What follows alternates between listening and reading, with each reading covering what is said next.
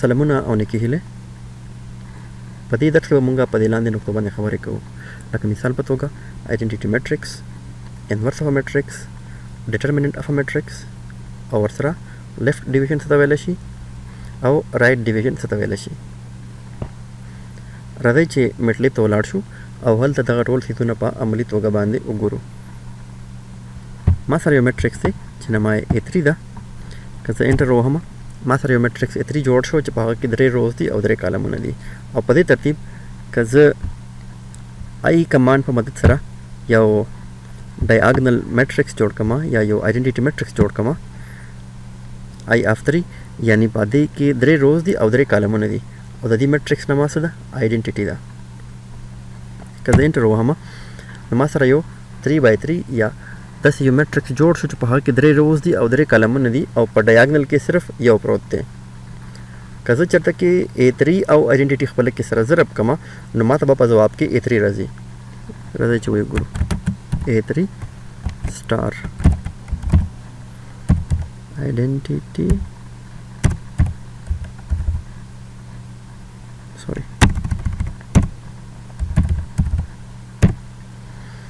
نو ما سره به ځواب کې A3 میټرکس راغی.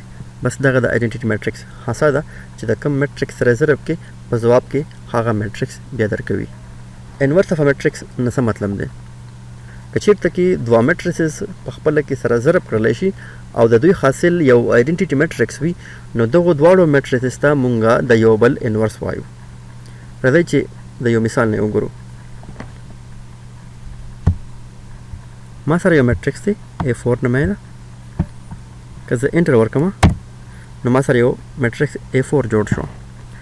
که زه د دې میټرکس A4 انورس معلومول غواړم نو موږ سره یو بلټ ان کمانډ دی چې INV موږ ورته وایو انورس اف A4. که زه A انډرسکور انورس نما مې درته ورکړه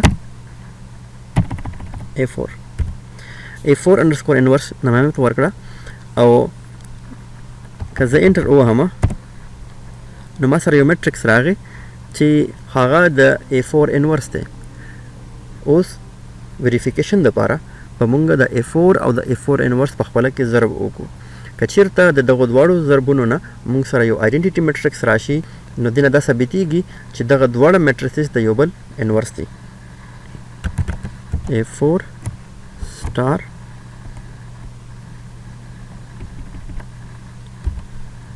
A4 انورس.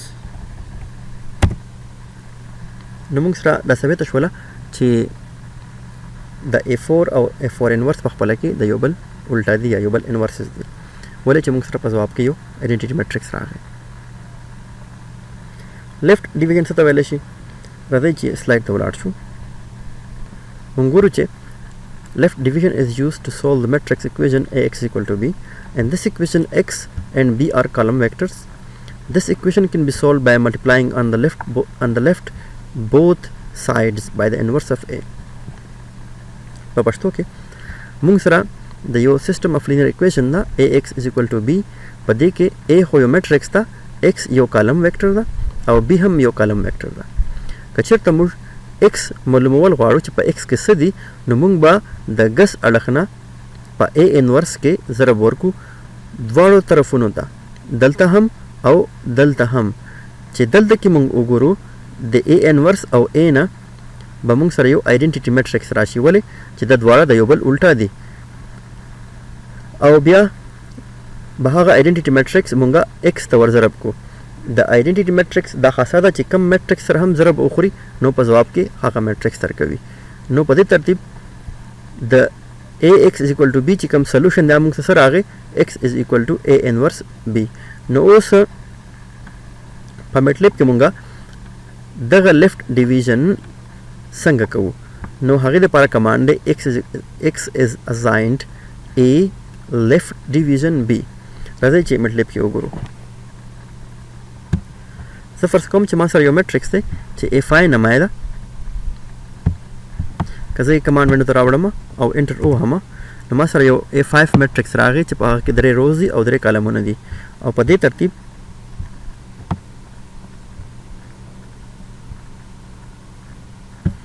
ما سره یو بل ویکټر چې هغه B5 ته که زه انټر وهم نو 840 ما سره راغلل.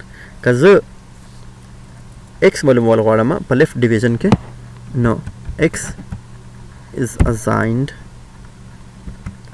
a left division b according to the previous formula.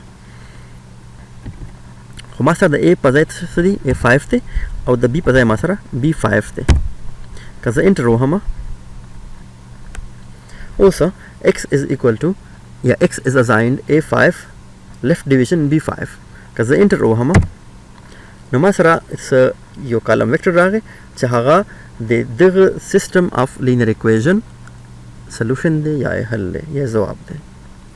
نو دا د لیفټ ډیویژن طریقې کار دی. که زه چېرته کې رایټ ډیویژن معلومول غواړم چې په میټلیب کې رایټ ډیویژن څنګه کیږي نو راځئ چې بیا سلایډ ته ولاړ شو. مونږ ګورو په رایټ ډیویژن کې the right division is used to solve the matrix equation xc is equal to d. In this equation x and d are row vectors. This equation can be solved by multiplying on the right both sides by the inverse of c.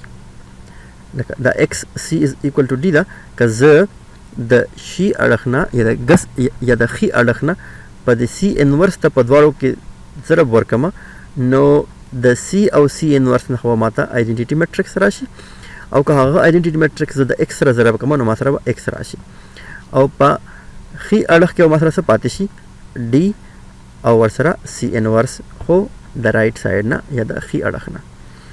بیا په میټلیب کې د هغې لپاره موږ سره سلوشن دی چې ایکس از ازاینډ ډي رایټ ډیویژن بای سی. نو راځئ چې د یو مثال نه وګورو. D5 ما سره یو میټرکس دی او ورسره E5 ما سره یو رو ویکټر دی او که زه د رایټ ډیویژن معلومول غواړم په میټلیب کې نو هغې دپاره موږ سره فرمولا ده D5 right division by E5. که زه انټر وهم نو ما سره دغه ځواب راغی. نو په دې درس کې مونږ وکتل چې مونږ لیفټ ډیویژن رایټ ډیویژن او آیډنټیټي میټرکس او ورسره د میټرکس انورس څنګه معلومولی شو. له کتلو نه مو ډېره مننه. کور مو ودان، خوشحاله اوسئ.